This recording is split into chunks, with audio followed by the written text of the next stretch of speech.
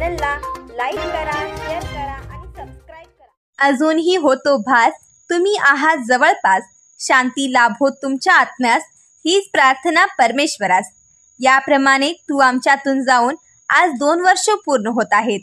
प्रशांत, राहणार शिनोळी खुर्द, तुझा याच दिवशी 2 वर्षापूर्वी अपघात झाला आणि क्षणार्धात होत्याचे नव्हते झाले आणि आमच्यासह तुझा मित्र परिवार पोरका झाला।